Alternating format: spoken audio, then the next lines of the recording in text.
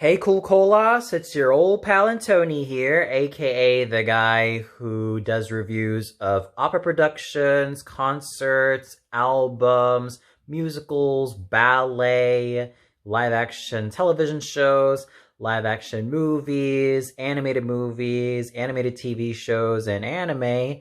And I hope you had an amazing, uplifting, brilliant, and thoroughly astounding birthday celebration.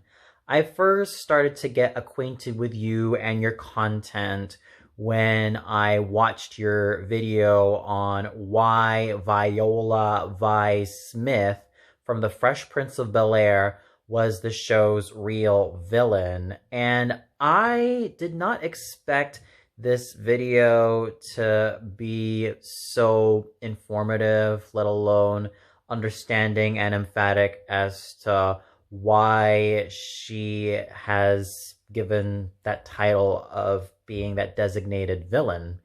Because I never really thought of Vice Smith as being the show's main villain, but now by watching your video, I could see where you're coming from, especially with your terminology of the shea butter mama and a lot of awesome terminology that you've used to describe certain characters, especially when it comes to Black American characters.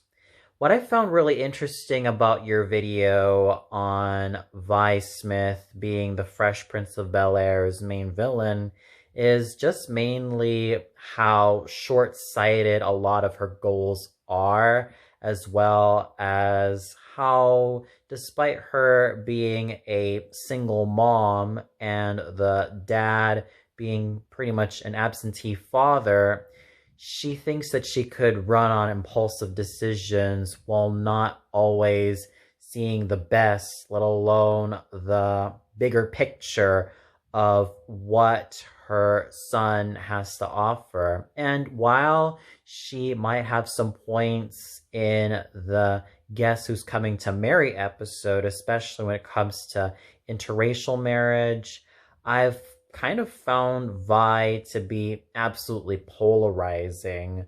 There were times that I did agree with your stance on Vi's poor decision making, as well as her overall lack of finding better ways for Will to live his life. And yes, I'm also still grinding my teeth in frustration in that you'd better shop around episode. Will definitely seems to have a good future in terms of being a car salesman, and it would have been perfect for him to have balanced his job, let alone his newfound direction, while also ensuring that he pays well for his college. But unfortunately, Vi doesn't see it that way and thinks that he should just go on the traditional college route, which I found myself absolutely disillusioned in Vi Smith. And not to mention her and Fred Wilkes, Lisa's own father, hooking up despite the fact that they were arguing at the airport, which was also another reason why For Whom the Wedding Bells Toll was such a major downgrade of a season finale, especially for season 5.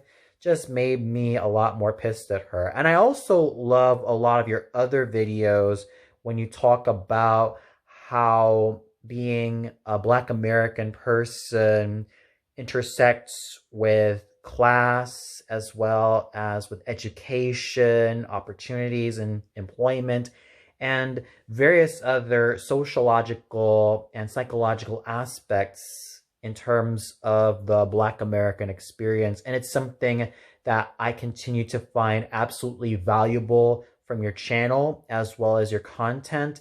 And it's something that I continue to salute you for in terms of enlightening me as one of your loyal viewers. And it's something that I found really precious from your channel. And I hope that you keep the momentum propelling as well as going.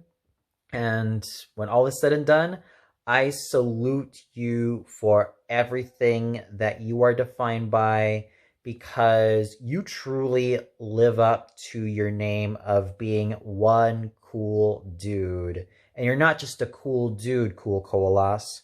You are an absolutely brilliant, insightful, down to earth content creator that I continue to respect, admire, and even though I've mainly watched your content starting about 5 to 4 months ago, it almost feels like I've been watching your content for many years. And the fact that you are an engaging content creator on YouTube and many other social media just makes me absolutely thrilled to be one of your loyal partisans. So cool, Colas. I hope you had a very happy birthday.